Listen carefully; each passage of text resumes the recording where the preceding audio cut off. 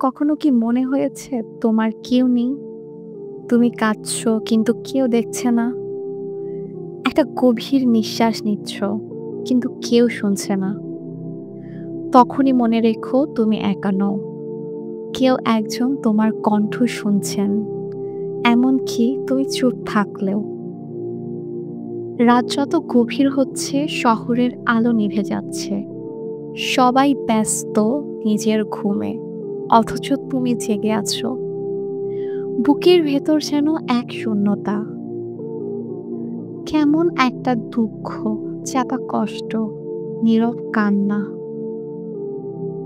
মন বলছে, আল্লাহ তুমি কি আমায় দেখছো? আল্লাহ বলেন, আমি তোমার গলার শিরার চেয়েও কাছাকাছি। সুবহানাল্লাহ। সূরা কাফ। তুমি হয়তো বলো, আল্লাহ আমি খুব ভেঙে পড়েছি।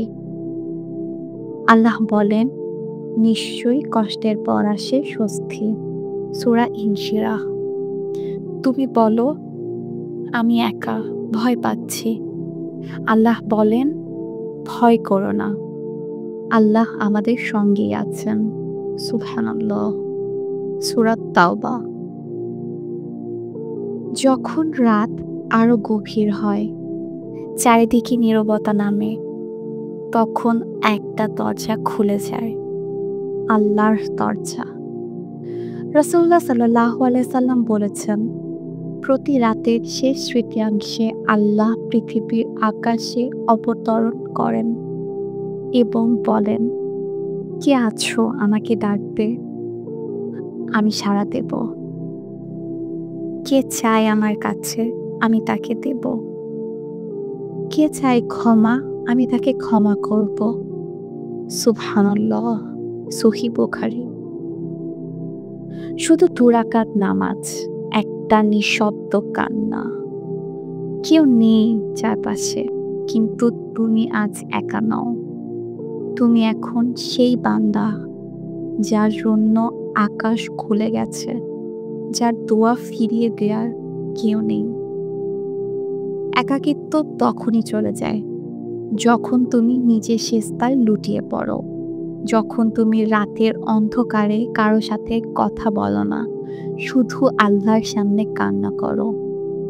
তখন মনে রেখো, আল্লাহ তোমার সেই কান্না শুনছেন, তোমার বুকের ভার নিচ্ছেন, তোমার দোয়া কবুল করছেন। সুবহানাল্লাহ। আজ রাতে শুধু একবার চেষ্টা করুন তাহাজ্জুদের নামাজে দাঁড়িয়ে যেতে, এমনকি যদি শুধু 2 রাকাত নামাজও হয়। আর কেঁদে নিজের ভাষায় আল্লাহর কাছে নিজের যত চাওয়া পাওয়া যা কিছু রয়েছে সব কিছু আল্লাহকে বলুন।